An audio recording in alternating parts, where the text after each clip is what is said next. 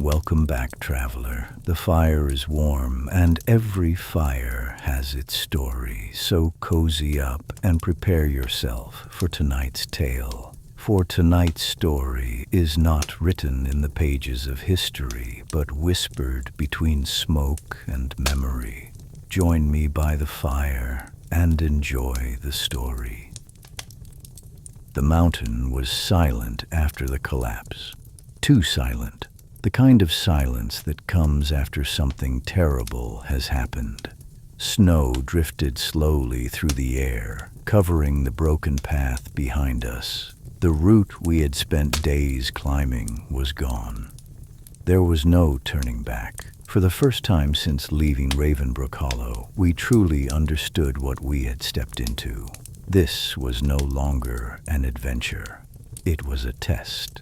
The stone guardian stood before us, unmoving, a giant carved from the mountain itself. Its stone eyes watched us without emotion, as if it had been waiting for this exact moment for hundreds of years. Daniel looked at the broken path behind us.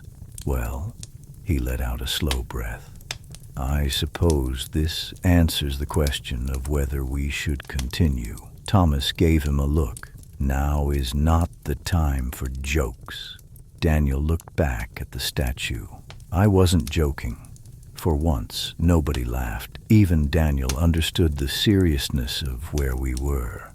Edward stepped forward. The old man looked different now, not like the tired traveler from the Silver Lantern. He looked like someone who had been waiting his entire life for this moment. You should know something, he said. We turned toward him. The treasure of William Hart was never protected by armies. Sarah looked at the statue. Then what protected it? Edward stared at the stone guardian. Something far more difficult. He paused. People's true nature. The stone warrior slowly moved. A deep sound echoed through the mountain as its massive hand lifted from the rock. Behind it, a doorway appeared. A doorway that had not been there before. Carved above the entrance were the words, "Only those who can let go may pass." Sarah traced the writing. "Let go of what?" The guardian answered. Its voice shook the snow from the cliffs. "That which you value most." The four of us looked at each other. Nobody moved, because we all understood. The mountain was not asking for gold. It was asking for something personal. The doorway opened. Inside was a chamber carved deep into the mountain. The walls were covered with paintings, images of travelers, hundreds of them, each one searching for the same treasure. But every painting ended the same way. The traveler standing alone, without their companions, without their belongings, without the things they came with. Thomas looked disturbed. They all failed. Edward nodded. They reached this place, but they couldn't pass. Daniel looked around.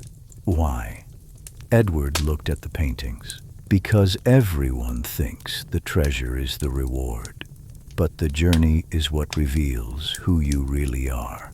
One by one, the chamber began showing us visions, not memories, possibilities, fears. The mountain knew exactly where to strike. For Thomas, it showed the battlefield. The people he couldn't save. The mistakes he carried with him every day. A voice whispered, "You believe you are protecting others, but you are only trying to escape your failures." Thomas stood frozen. His hands tightened, but he didn't look away. "I can't change what happened." His voice shook, "But I can choose what I do next." The vision disappeared. The chamber went quiet. Then it was Daniel's turn.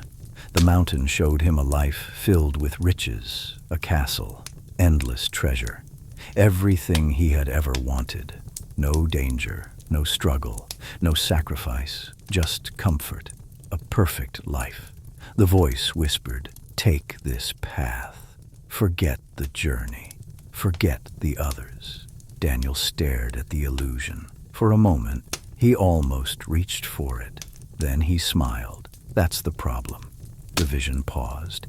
If I have everything, he looked back at us, but nobody to share it with, then I have nothing.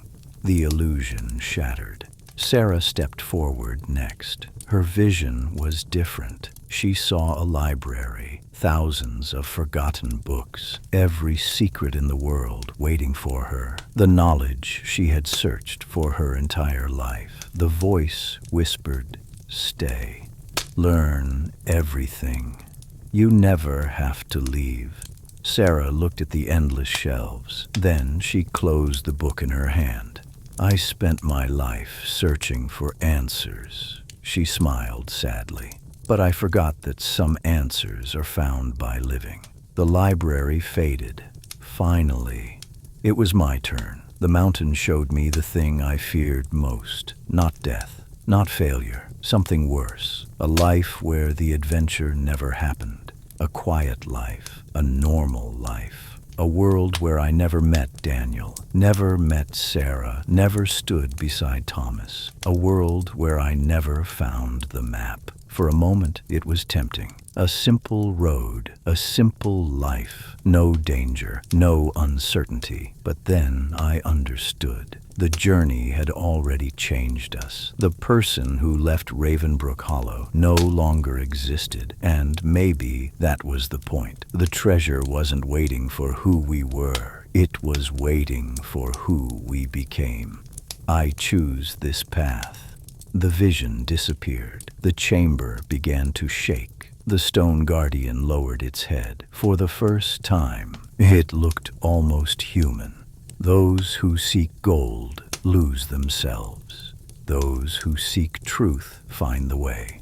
The wall behind the statue opened. Beyond it was a staircase leading deeper into the mountain, and at the bottom, a faint golden light. The treasure, or at least what we thought was the treasure. Edward looked at us. "You passed the second marker." Sarah held the golden piece of metal, but there was something different about it now. Words appeared on the surface. A message, the final clue. Where the sun disappears, the forgotten king sleeps. Thomas looked toward the darkness below. The desert. Edward nodded. The final marker waits beneath the sands. We had crossed the mountain. We had survived the trial, but as we descended deeper into the darkness, I couldn't shake the feeling that the mountain had not tested whether we were worthy of the treasure. It had tested whether we were ready to discover the truth behind it.